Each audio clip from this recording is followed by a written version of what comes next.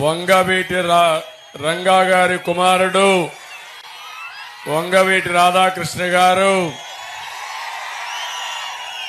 నేను చాలా మందిని చూశాను కానీ ఒక సిన్సియర్ గా ప్రజలకు ఏదో చెయ్యాలని తపనుండే నాయకుడు రాధాకృష్ణ గారు అని చెప్పి నేను మీకు తెలియజేస్తున్నా. ఏమీ కోరడు.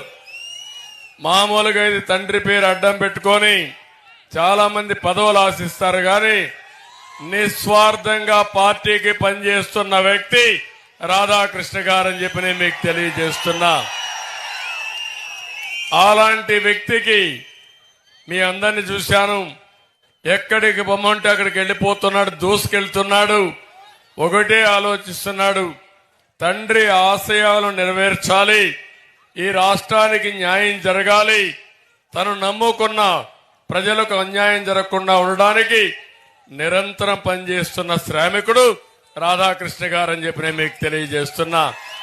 నేను ఒకటే ఈ దెందులూరులో హామీ ఇస్తున్నా, రాధాకృష్ణ గారి సేవలు ఈ రాష్ట్రానికి అవసరం. తప్పకుండా తగిన గుర్తింపు ఇచ్చే బాధ్యత తెలుగుదేశం పార్టీది, నాదని మీ అందరికీ హామీ ఇస్తున్నాను.